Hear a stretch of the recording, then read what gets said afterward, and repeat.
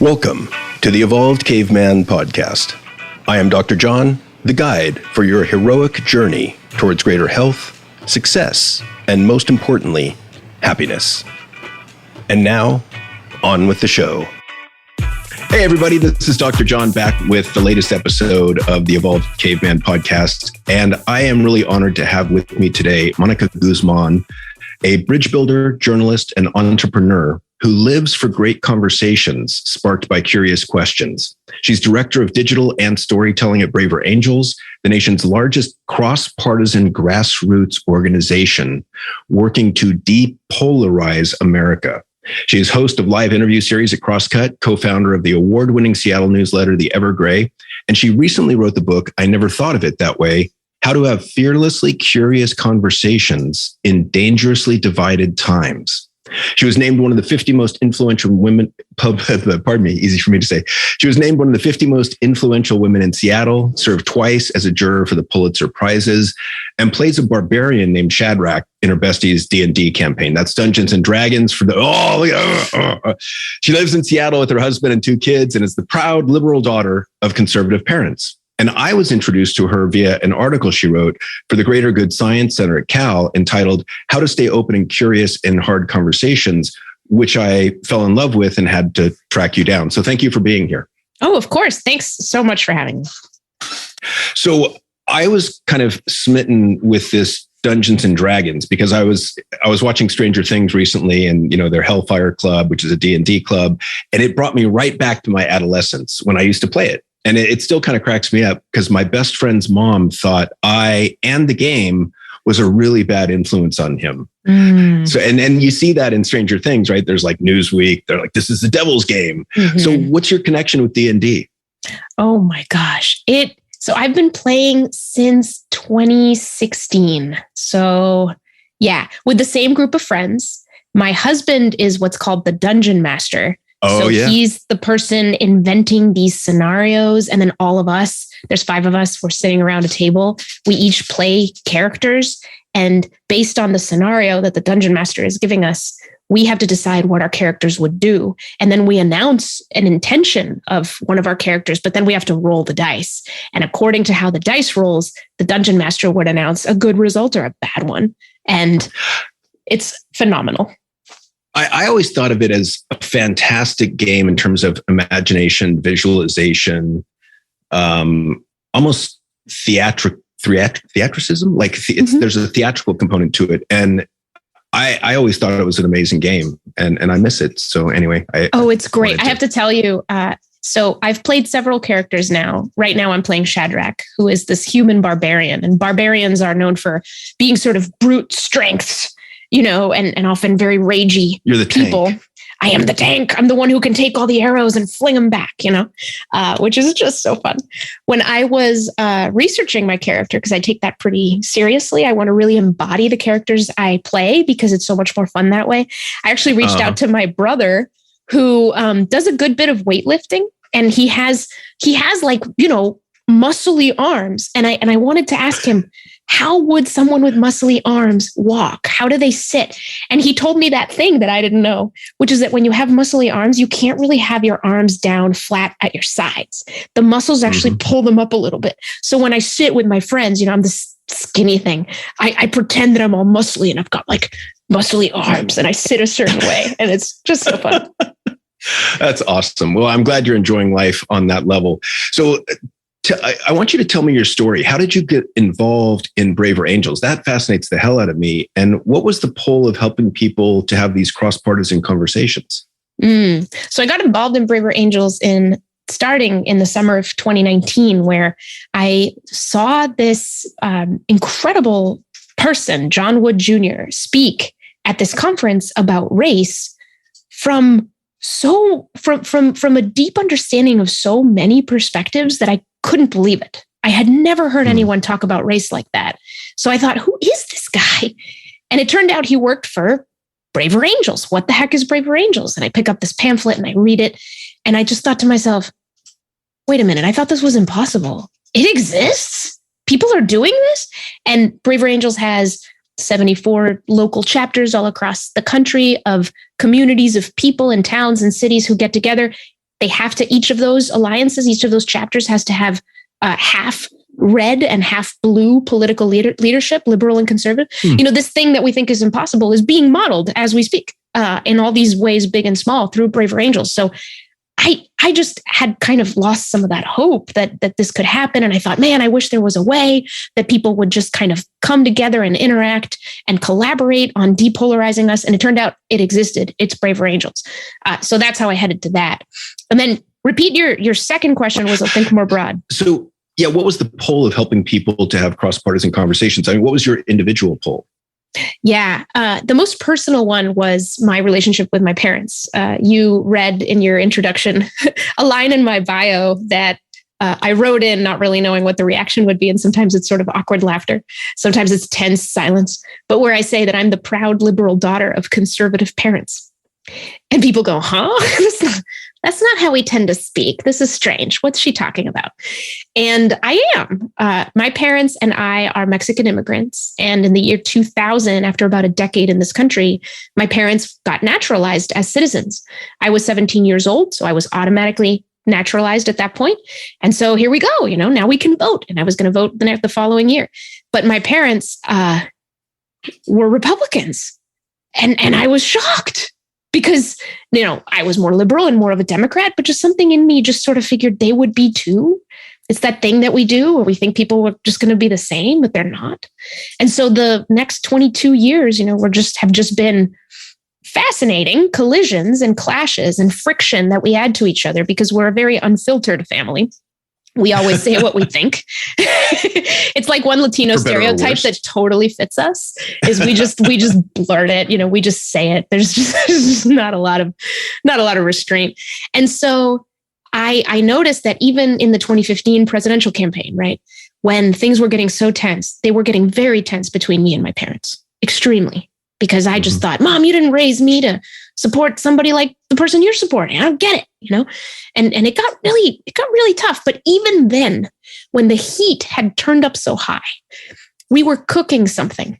We were cooking like understanding instead of burning something with that heat. We were not burning our relationship somehow. And so then I contrasted that with what was going on all around me, where relationships, bridges, understanding is getting burned over and over and over again.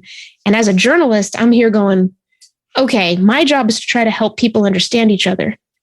And I don't think I can do it in a world like this. It's too fractured. I have to step back and do something about it. So I figured, okay, let me write some things down. Let me get a book going because I had been personally fascinated by this question for some time.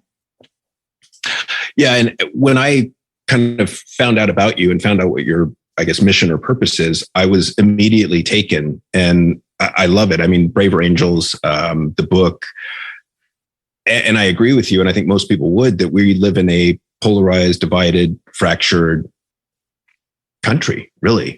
And I've seen it, and we saw it, I've seen it over the past 5-6 years where people just can't have these conversations because they get so emotionally triggered and angry and disgusted and indignant that it just shuts everything down. Yeah. So how does curiosity come into this as one of the answers to our divides, political or otherwise? Well, there's a line in the show Ted Lasso. Maybe you know the show Ted Lasso, right? The what is it? The football coach that goes to England, becomes a soccer coach, and mischief ensues. Anyway, but he is a very kind soul. Enormously and surprisingly and delightfully kind. And one of the quotes that's become a meme out of that show is, "Be curious, not judgmental." There's a scene with darts in that show that delivers that in a beautiful way that I won't go into now. But it turns out that being curious and being judgmental are actually two different modes. When you are purely curious, you cannot also be judgmental. Curiosity, as it's been researched, it's called often the knowledge emotion because there's feeling attached to this craving for knowledge and for learning. So curiosity neurologically is sparked when we are aware of a gap between what we know and what we want to know. And as long as our awareness is on that gap, there's an opportunity there to just go and seek and find and get more understanding. And what happens is You ask a question, maybe you get an answer, maybe you do some research, and whatever you learn just opens up more gaps. And then there's more questions. And there you go again, right? So when we have conversations with people with whom we disagree, and we approach it with genuine curiosity, meaning we want to close that gap between what we understand and what we don't understand, and we ask questions based on that, then the judgment falls off, at least for a time. And I'm convinced that judgment is reckless without understanding. And where we are right now is we're having a lot of conversations based on judgment, where we think we already know everything we need to know about this other person's position. But if you look around, fewer of us are hanging out with people who don't share our ideologies than ever in modern life. I mean, we're sorting to be far away from people. Blue zip codes are getting bluer, red zip codes are getting redder. We have to recognize that that's the state we're in, and that it is highly unlikely that we fully understand these perspectives, especially also because of the fear and suspicion and toxic division that's all around us. So can we approach those conversations with curiosity? Yes. And if we do, we really will be wiser. Well, and I love the idea of curiosity versus judgment. Curiosity to me is one of the more powerful positive emotions. And I see it as pretty easy to activate. It's simply a decision. I'm going to tell myself I am an intensely curious person and I'm curious about other people's stories. Judgment, on the other hand, I look at as there's some sort of thought there fueled by indignance or contempt and so kind of there's this anger element to it that I know better than you, and you should be doing this or you shouldn't be doing that. So it already comes in with a preconceived notion. So I really appreciate your distinction. And so why would you say these, I guess, political divides are so dangerous? Where to begin? Where to begin? I mean, I think about the studies. There's one in particular, but there's been several like it that ask people on one side to guess at the beliefs on the other. And we're wildly exaggerating how many people hold extreme beliefs. And so one of the ways in which all this is dangerous is too many of us are seeing monsters that aren't there. And when we are more afraid than is justified, I mean, fear is lovely. Fear is great. Fear keeps us alive, but fear turns on different parts of our brains. Fear turns on the fight or flight, right? And it turns off the part of our minds that would consider and reflect and take time with something. So when we think that there are more monsters out there than there are, and we live it with more anxiety maybe than we need to, we begin to act as if more people are worth attacking, and that at all costs, we need to defeat the enemy. We need to defeat the other side. And so that's what's dangerous is we start reacting and we start lashing out, right? But we're not even as divided as we think. Ideologically, we are not that divided, but the animosity, it's called affective polarization. The polarization of how we feel about each other is animating so much of our politics, right? So it's dangerous on every level. The individual anxiety that people feel every day in their lives and how that's keeping them from meeting their full capacity or potential or making the world bigger, right? They want to make the world smaller and more comfortable. It goes to our politics, which is becoming very reactionary, right? Based on this fear and this suspicion, people are actually proposing laws left and right that are based on we got to stop that other side from destroying everything. And then, even our institutions, there's a lot of movements to sort of do away with that institution, or that isn't working for us because that other side, as soon as they get power, they're going to do this. So stop at nothing. And so we erode some of those structures that actually hold us together. So I could go on, but that's just the starter list. Well, thank you for that. And I love the idea that no one is irrational to themselves. So we all have reasons for doing, thinking, believing, valuing what we do. And I think of a lot of these, because I'll get clients coming in that are quite conservative. And so I've got to be curious with them about what values underlie that. Right. And a lot of those values are fine. Like, I totally understand the values. And this is just a values conflict in how we see the world. Yep. And even the values conflicts, after doing a good bit of research on values, it was eye-opening to me to think, oh my gosh, I've been looking at this all wrong. People tend to look across the divide and say, well, they don't share my values. We have different values. But that's not quite right. We have the same universal values. We just stack them in a different order for different issues. And that's where the conflict comes. It's not that I hate freedom and therefore I support vaccine mandates, right? Or that I don't care about other people's public health and therefore, I think mandates are terrible. It's we all care about freedom and we all want everyone to be healthy. It's just that when those two values come into tension with each other, there's different ways that policies can reflect a different balance between those values, and they're wrestling with each other constantly. This is where our diversity is a strength. The fact that somebody comes in and says, oh, you can't, please don't force me to get vaccinated if I don't want to.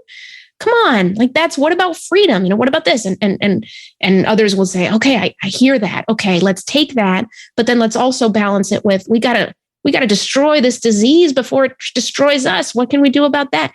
So we need to have those conversations where, we're able to hear the full truth of people's concerns and the stakes that things hold for them. But unfortunately, we have the kind of culture and discourse that doesn't allow for that very often. Makes very, very, very little room for genuine and curious questions about what people bring to the table. Well, and thank you for pointing that out about values stacking differently, because I look at values I'll look at like conflict between a husband and wife these days, and I'll always try and break it down to what are the values behind what you're saying or feeling. So for instance, husband comes home late from work. And this is a very stereotypical example, so forgive me. The wife has dinner ready, and her top value in that moment is family time. That's a really good value. His top value in working late is providing for the family. There's no wrong in those two values. It's just at that moment, he was valuing one over the other, and it was the reverse for her. And so I try and get curious about what are the values and what's the prioritization there. Exactly. To look at, can I make sense of this? And can I respect the value that they're putting on it as number one? Exactly. Which usually the answer is, yeah, you can. And the temptation is to make a judgment. You don't care about our family. That's why you were at work late, right? Or you don't care about my work. You don't care about my ambition, and you don't care about what I'm trying to do to support this family. We say those things to each other. And that's always forgetting. It's not true that they don't care. It's not true. But that's what we want to think when we think they're threatening my value, and so they couldn't possibly share it. And you bring up an interesting point, because I'm always looking at things also rational versus emotional. So, is our rational mind in charge of us, our thinking analytical mind, or is our emotional mind in charge of us? And that's calling the shots right now. And I think it seems to me that it's become so much easier in this day and age to get triggered and emotionally reactive. And at that point, you're not asking questions, you're not learning, you're not curious, you're just trying to defend your own position. Right. So how does that distinction between rational and emotional come into this conversation? I mean, in a lot of ways. One of the ways that I think of is rational feels like something you get such a gold star for. We're all rational, aren't we? When we behave irrationally, we did it wrong. If we're not talking about things that are reasoned and reasonable, then we're doing it wrong. But I think that actually misses what it is to be human. And we're not always rational. We are emotional. And that's okay. Emotions are these sort of internal reactions to when our values or our sense of threat or our concerns are being lit up within us. Emotions are data. They're very interesting, right? And so we can choose. Like you. Yeah, I mean, we can choose to be curious about why someone is angry instead of, interpreting it in whatever way we want to, or saying, well, this is a sign that this conversation's gone south. You're no longer being rational. It's like, well, hang on, what are they doing? If they suddenly behaved differently, they're really concerned about something. What is it? So I found that one of the, more, I guess, effective ways to diffuse a moment like that, because people tend to think, if someone gets really upset, that's the end of the conversation. It often is. It often has to be. People, they take a breath and take a break. Absolutely. But sometimes you can say, I didn't realize this mattered to you that much. Can you tell me more? Yeah. And people go, whoa, that's not what I expected. So you can still come even into emotional moments with curiosity. And in fact, that's a great way to do it. You can do it for yourself as well. Many times I've been in tough conversations and I have sensed myself getting upset.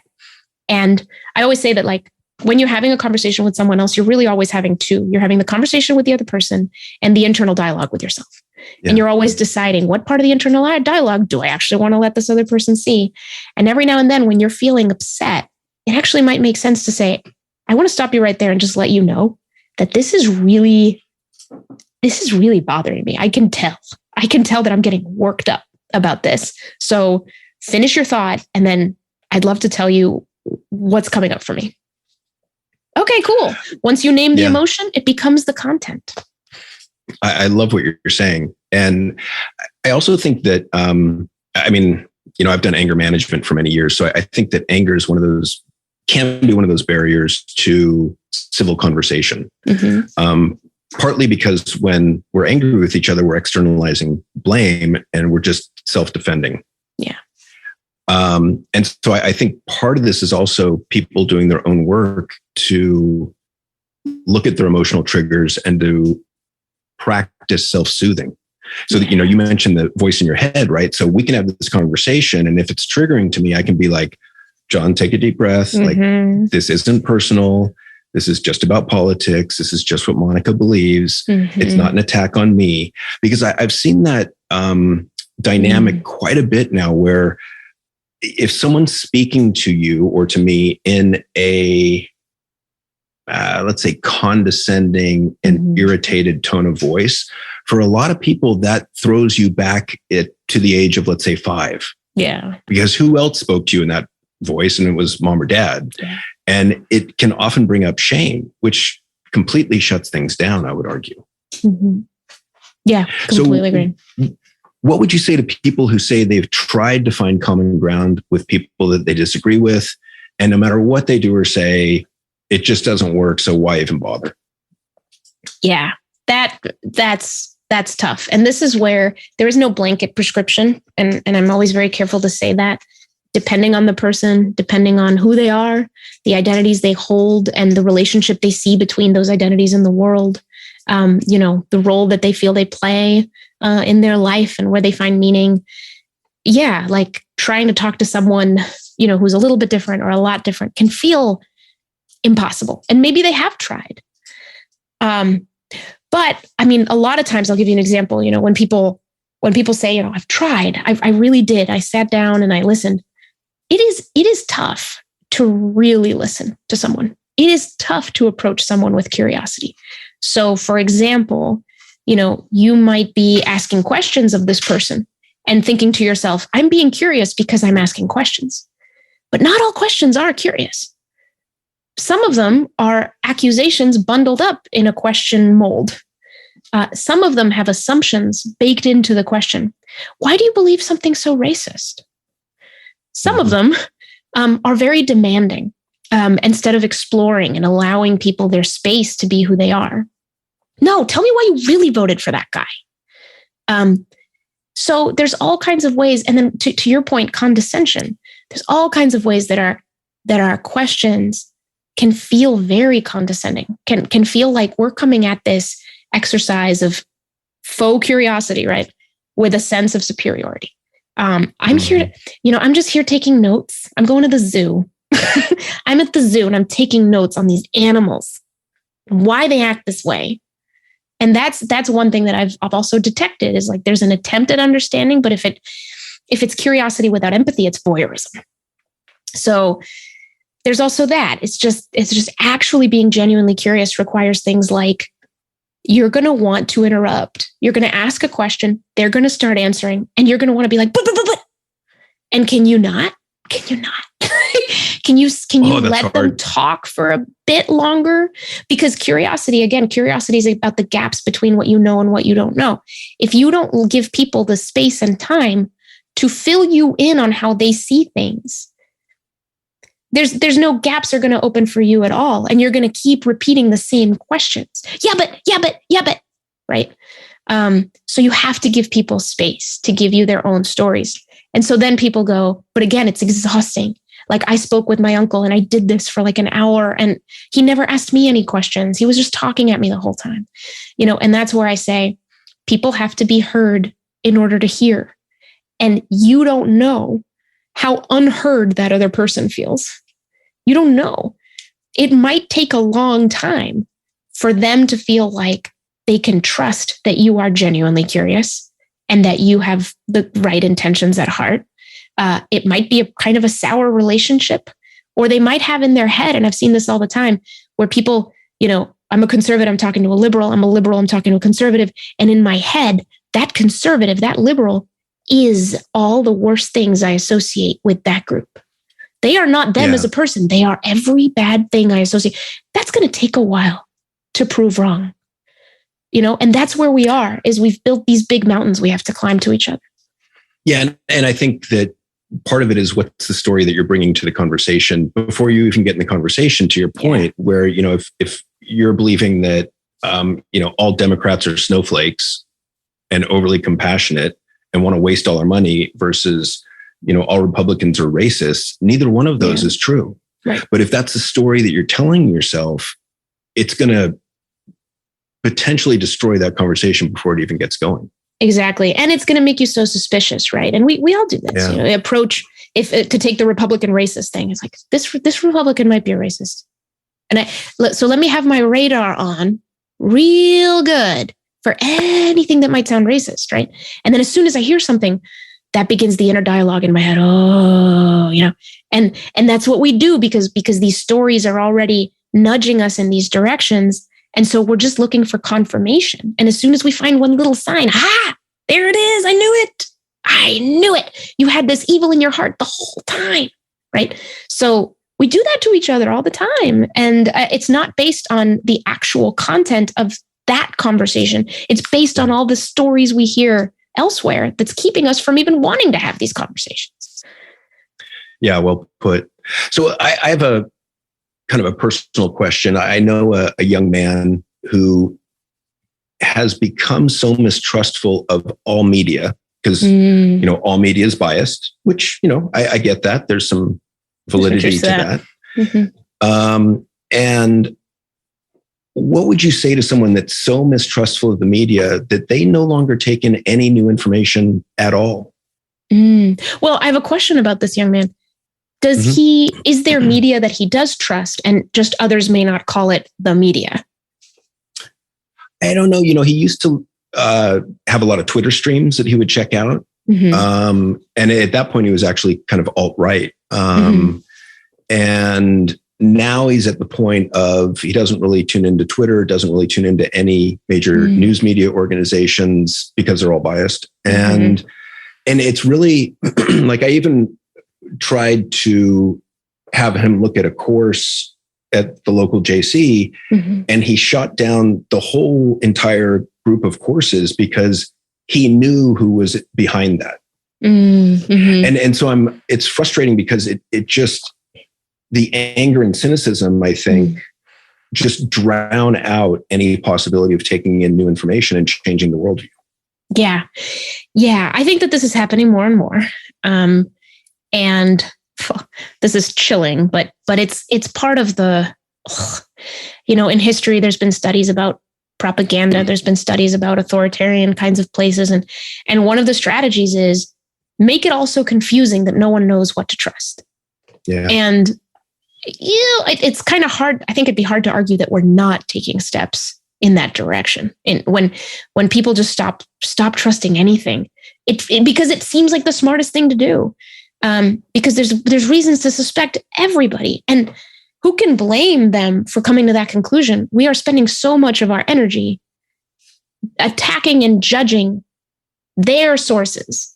So if you hear it all, all you hear is that nothing is worth trusting. And that becomes a rational conclusion. The problem, of course, is that we have to have some way of collectively searching for truth together. And these are the things that have broken down without trust. So in my construction of this, you cannot have a collective search for truth without trust. And I think there's a lot of people insisting on, no, we got to get to the fact, we got to get to the truth, but they're not paying any attention to the need for trust. Instead, it's these other people who don't trust them, don't worry about them. They're dumb. They're idiots. Let's not worry about them. Just kick them off the platforms. We'll figure it out. No, you won't. You won't. This society will not have a collective search for truth unless it's collective. And it won't be collective until there's trust. So work on the trust. But no, work on the trust. And I agree. And I think there's been a major breakdown in trust just socially and within communities and within large populations. And that's one of the big problems I think that we face is we are so mistrustful in this day and age. Yeah. Yeah, it's the biggest. I think it's the thing underneath it all. Everything's sort of poisoned, beyond that. Now, we're always going to have some degree of lack of trust. We know that. But the fact that we are burning so many bridges and, spots at the Thanksgiving table are empty, and not just because of COVID. In some ways, because of the way that we are sorting ourselves to be around people who are like us, it's these rituals that we used to take for granted, like getting the whole family together every Thanksgiving, that in some ways become for a lot of people, our only exposure to people with different views. So when you start eliminating those possibilities, or you go on social and you say, unfollow me if you disagree with this, that, or the other thing, what you're doing is like snipping part of the web of trust. Now, you would say, but there's nothing to be said here. They've said horrible things to me. Maybe I've said horrible things to them. That all may be true. But when we completely burn the bridge, that's when the possibility of someday reconciling becomes really remote. So as I say in the book, the most important thing to do with a bridge is not to cross it. It's to keep it. Even if you don't talk to that person for a while, but you could, that's better than just kicking them out of your life. So yeah, and I think, a large part of a happy, meaningful life is about connection and relationship and building those bridges and keeping them intact. And what comes to mind is a man I know who has a coffee mug that says, "May the bridges I've burned light my way." And so there's almost this element of pride in, using and abusing other people and just screw them and just burning the bridges as I go. Wow. And so it's funny that, some people have come so far from what we're talking about here to I'm proud of the fact that I'm a bridge burner. Yeah. Yeah. And that's a little bit problematic. It is, but before judgment comes curiosity, right? So why is that? Why is that a good thing to be proud of the bridges you're burning? And there's a lot of reasons. One is, hey, if we look back at history, there are we can trace the ideas that led to the really bad stuff, right? And so I can't blame people for saying, look, there's a dumpster fire of a world right now, and I have a conviction that this is the right way, and I'm not going to waste my time with people who want to distract me from that conviction. I think there's something really noble and wonderful to that. I admire commitment, and I admire advocacy, right? Like strong advocacy. We know that sometimes that's what it takes. The rub comes when in the moment, it is really hard to know who's right and wrong on everything. It's hard to know who's being recklessly self-righteous versus, oh, no, this is totally cool. And so because it's hard to know, we have to leave some of those doors open. But at the same time, I think that a healthy society contains many people who would say, may the bridges I've burned light my way, and would go in one direction very firmly, not wanting to talk to anyone else. But if they are too big a proportion, and there is not enough of another chunk of people who is sitting at the edges, the porous boundaries of different communities and schools of thought, reaching out their hand to see, hey, do you want to come check out what we're doing? Hey, I'm kind of curious about you.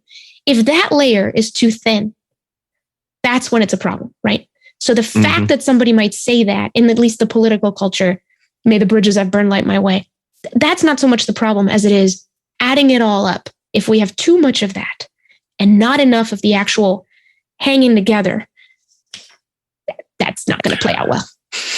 So you mentioned something that sparked it made me think of the article you wrote for Greater Good. Can I read the first couple paragraphs of this? Because I think this is really powerful. Yeah. I was attending a lecture called Civil Conversation in an Angry Age by philosopher David Smith. And he offered a prescription for bridging divides that began with this question. Is it safe to assume all of us in this room are wrong about something right now? In Zoom squares, heads considered and nodded. I think so, because we've been wrong about so many things before, he continued. But there's a problem. We don't know what we're wrong about. And that simple observation of I'm wrong, I just don't know what about, should produce some humility, Smith said, some willingness to listen. Smith then asked his second question to help peel us apart from our opinions so we could look at them freshly. Which do you value more, the truth or your own beliefs? Because they're not synonymous. And I think that's incredibly powerful. Yeah, it's which do you value more, the truth or your own beliefs? The truth is the thing that we keep arguing about. That, the truth looks like this to me and like that to you. And so they argue. But conceptually, the truth is something different. The truth is it's an aspiration, it's an ambition. We know that there is a truth. We know, and we're always looking for it. So, yeah, which do you value more, the truth or your own beliefs? And if you value truth, then you have to stay open. Go ahead. When Trump was in power, I kind of had this feeling like we were in a post-truth society. And the truth, and this is a judgment, so I'll just put that out there, the truth didn't seem to matter to a large percentage of our country. What do you do when that's the case? Or do you even agree with that? Yeah, I'm trying to, it's a really good way to ask that question. It's a question that's, come at a lot of people in a lot of different ways. I guess I'll tell you a quick story. So my dad, to whom Trump is like a personal hero, he and I have talked around these themes before. And there's one way in which truth has come up that is surprising to me and that I couldn't really deny. And he was talking to me about how Trump is the one politician who says what he means. So one of the reasons my dad voted for Trump is because he looked around at the political landscape and all he saw was a bunch of spin doctors, just people just playing games, masquerading, charading, saying whatever they had to say, right?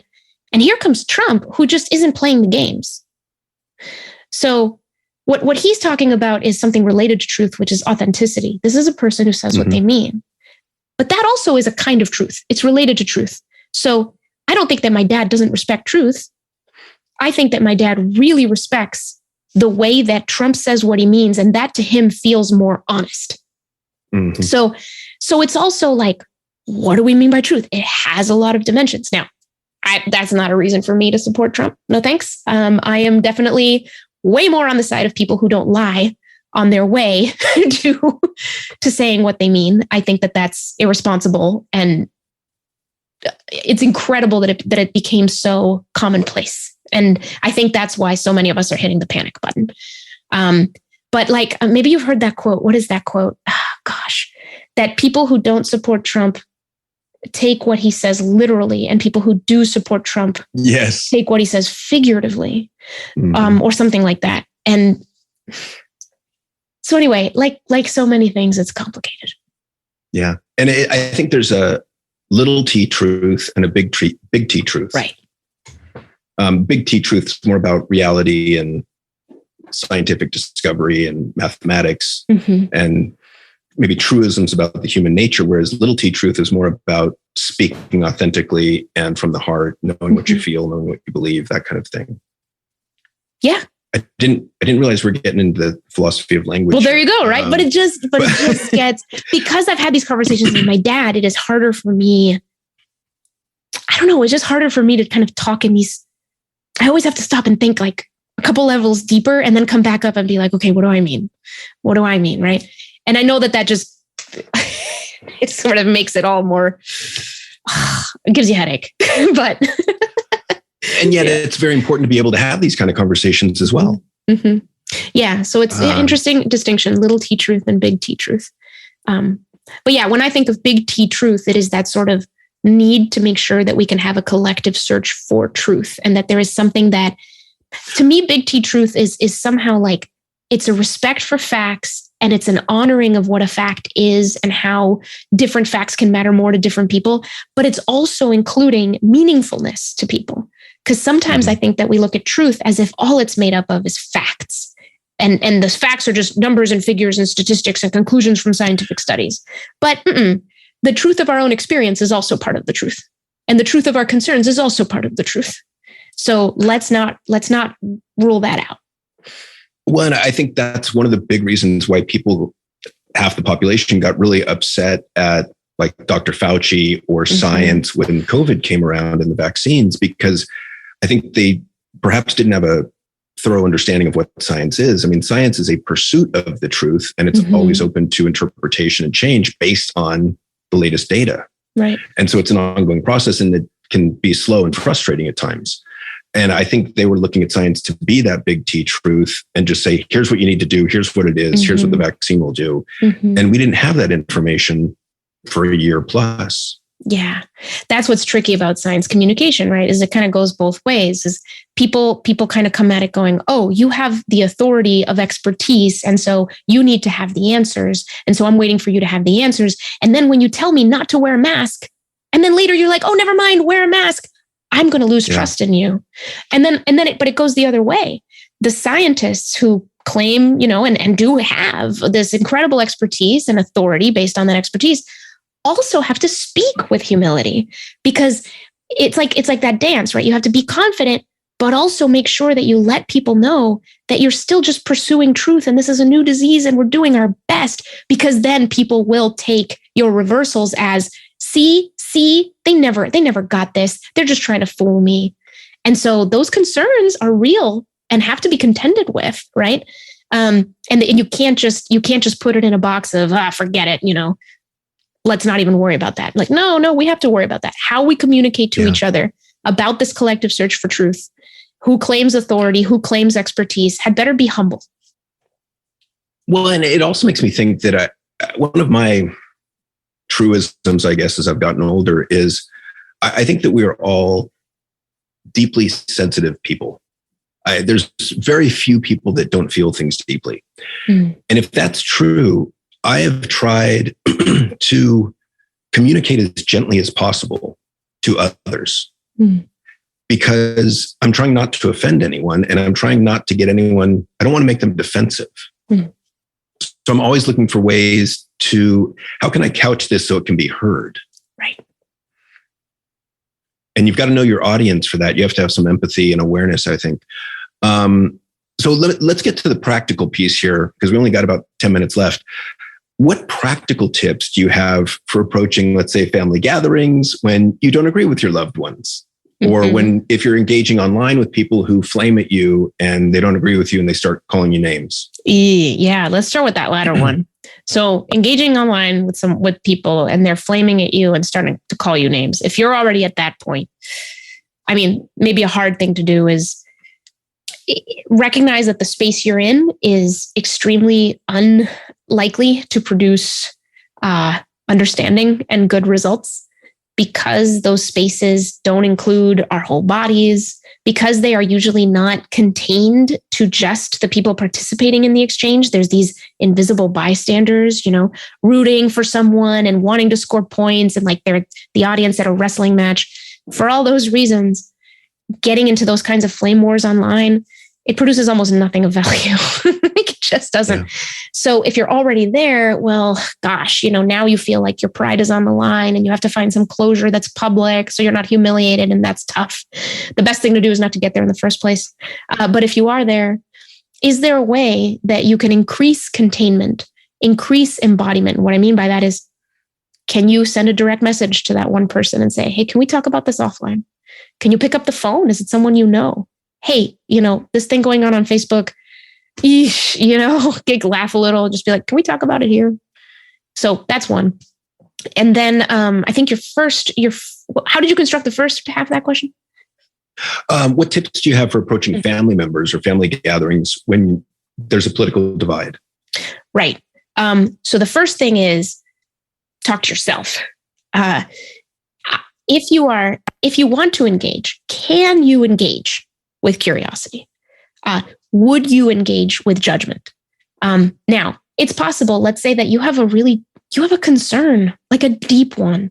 This relative has hurt you. Something about their beliefs has actually acted on you in a way that you need them to know. That's a different kind of conversation. That's not necessarily a curious conversation. That's something that you need to communicate. And that's a crucial conversation. It's a tricky one. And you'll have to leverage your relationship and get them to see you, as a loved one and say, hey, I really need to share this with you. So that's different. But let's say that you want to engage with a relative who has a very different belief that you don't like, but you haven't really talked about it. Or if you have, it's been a while and you haven't known how to bring it up again. In that situation, first you have to do all these queries about the relationship and the trust that's there. But let's say that there's enough, right? And so then it becomes about buy-in, about communicating intent and getting buy-in. So where you would say, hey, all this stuff in the news about Roe v. Wade and abortion. So I've been thinking about that a lot. And I recognize for myself that I have my opinions, but there's lots of other opinions. And this is not a simple issue at all. I think that you and I are pretty different on it. Would you be willing to talk about it with me? Like, I actually would really love to understand your perspective better. And then if they say yes, then the next question is, okay, when? What's a good time? Can I take you out to coffee? Can we get on the phone? And then you've created a space where that can actually happen. More likely, you'll be tempted it just kind of comes up in the dinner table conversation. And in that case, you don't have to shut it down. You can still be curious. You can say, okay, like what? Yeah, thanks for bringing that up. That's really interesting. I'm thinking about a lot about that too. What's ultimately the big concern for you? And then when they answer that, well, my big concern, is the baby's life. That's not a fetus, it's a baby. Or my concern is women. Like, they can't live full lives. They don't have any freedom now if this goes away. Now you can have that conversation about values that we were talking about before. Yeah, I like it. It's almost like a soft startup that you would use in a relationship, like a romantic relationship, which is, hey, honey, I've got something important to talk to you about. Is now a good time? Right. You're asking permission to have the conversation. Okay, when can we have it? Yep. And then, you don't have to, you might be really nervous. But I guess one thing to remember is you could choose to be purely curious in that first conversation. Just ask questions. It'll be tough because you'll have your inner dialogue, and sometimes your inner dialogue will scream. But it's possible to just stay in that curious place. And then maybe the second conversation could be, hey, can we talk about this again? I'd love to, if you're curious, I'd love to tell you how I see this very differently. Oh yeah, okay, sure. And now you have that buy-in, right? Well, thank you for the tips. I appreciate it. And I've really, really enjoyed this conversation. I'm also aware of time. So just in wrapping up, where can people get your book, and refresh our memory of the name of the book? Right. The book is called I Never Thought of It That Way: How to Have Fearlessly Curious Conversations in Dangerously Divided Times. You can go to reclaimcuriosity.com for all kinds of links to your favorite online bookshop or wherever, or a bookstore near you, hopefully. And check it out there. And you can follow me on Twitter and Instagram at Mónica Guzmán, MONIGUZMAN. Awesome. Well, again, thank you so much for your work. I really appreciate it. I'm a big fan, and it was fantastic to have this time with you. Yeah, this was awesome. Thank you for your questions. They've pulled me in new directions, and that's the whole point. And for those of you listening, that's it for this episode of The Evolved Caveman. If you liked or loved this episode, please remember to like, rate, review, and share with your friends. If you didn't like it, you don't have to do a damn thing. Thanks so much. Until next time. Thank you for listening to the Evolved Caveman Podcast. If you like what you've heard, support us by subscribing, leaving reviews, and sharing the podcast with friends and colleagues. For the latest, most powerful tools to connect with like-minded men, join the Facebook group at The Evolved Caveman. Follow Dr. John on Instagram at The Evolved Caveman, all one word, or join the email list by visiting guidetoself.com.